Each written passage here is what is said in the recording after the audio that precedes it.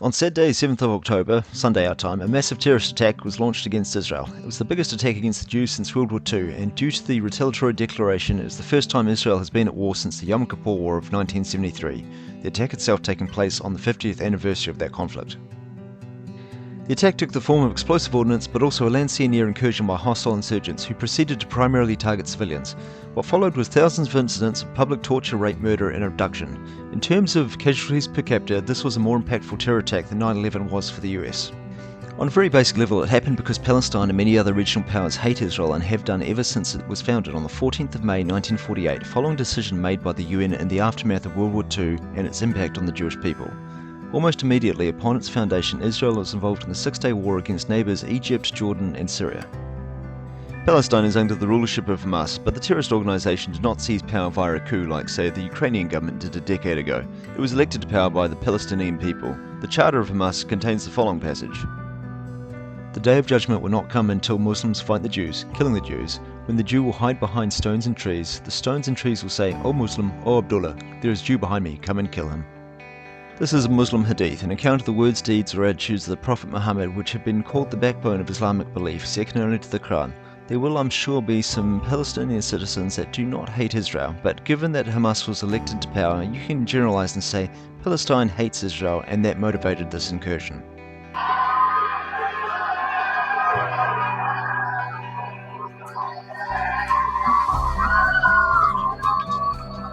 What made this motivation able to manifest was a mixture of contributing factors. Everyone knows the US sends funding to Israel, but less well known is that they also send a bunch of money to nations that want to destroy Israel. Qatar, Egypt, Lebanon, Syria, Yemen and Afghanistan to name a few. In fact, mere hours before the attack, the US approved the release of a further $75 million in aid to Palestine. In August this year, Joe Biden secretly, without the authorization of the US Congress, agreed to a special deal with the Iranian regime. It was a prison swap of 5 US prisoners being released and, in kind, 6 prisoners returned to Iran. In addition to that, $6 billion was released to Iran. This was oil revenue money Iran held in a South Korean bank. However, because of American sanctions, the US put pressure on South Korea to freeze these funds. They complied and made the funds inaccessible to the Iranian regime until the Biden administration unfroze them as part of the prison swap. The terms of the deal were that the money be strictly used for humanitarian purposes, but when asked if it would be in an interview, the Iranian leader told journalists Lester Holt the following. This money belongs to the Iranian people, the Iranian government, so the Islamic Republic of Iran will decide what to do with this money. Humanitarian means whatever the Iranian people need, so the money will be budgeted for those needs, and the needs of the Iranian people will be decided and determined by the Iranian government. Iran has denied involvement in the attack, despite celebrating it on their state TV stations. However, senior members of both Hamas and Hezbollah spoke with the Wall Street Journal and said the following. Iranian security officials helped plan Hamas's Saturday surprise attack on Israel and gave the green light for the assault at a meeting in Beirut last Monday. Officers of Iran's Islamic Revolutionary Guard Corps had worked with Hamas since August to advise the air and sea incursions, the most significant breach of Israel's borders since the 1973 Yom Kippur War. The article explains details of the operation were defined during several meetings in Beirut attended by Islamic Revolutionary Corps officers and representatives of 4 Iran-backed militant groups, including Hamas, which holds power in Gaza, and Hezbollah, a Shiite militant group and political faction in Lebanon.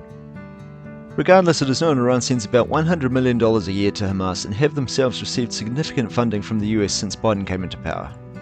Besides the unfrozen $6 billion for Iran, in 2021 the Biden admin had started to unfreeze $360 million of US taxpayer money to send to Palestine as aid, which had been frozen by the Trump administration on the basis of the country being governed by Hamas. Biden was also vice president at the time Obama cut the JCPOA deal with Iran and sent them $1.7 billion in cash, something the administration publicly admitted. Of course, they didn't send US fiat, but other less traceable currencies. So why do I tell you all this? Well, it's important for a number of reasons. Firstly and most obviously, what happened was abhorrent and unacceptable.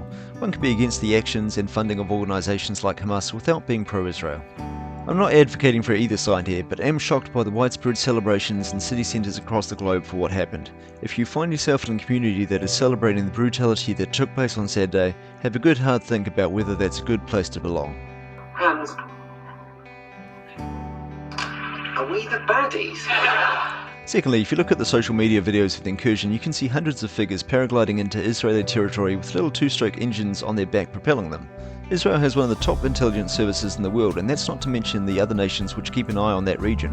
For this event to take place, it seems like some serious mistakes were made. However, instead of somebody being held accountable or people fired, there are already calls from war hawks and ironmongers to support a protracted conflict in the region, just like what happened with Ukraine. There will be calls for more money and possibly expansions of power, and it won't be translated into real-world progression. For all the billions of dollars the world poured into Ukraine, how many inches of territory have been reclaimed? I can tell you, if any at all, it's a lot less than the money that's been laundered through the conflict in that infamously corrupt country.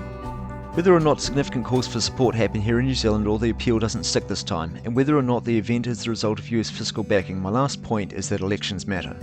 Until fairly recently in my life, I didn't think this was the case. I figured voting for one corrupt jerk over another corrupt jerk made little difference in the big picture, but again, if you look at the social media videos of the attack, they were using US armaments. It might not be from the recent cash injection, but rather from the billions of dollars worth of hardware left behind in the botched Afghanistan withdrawal, but either way it shouldn't happen.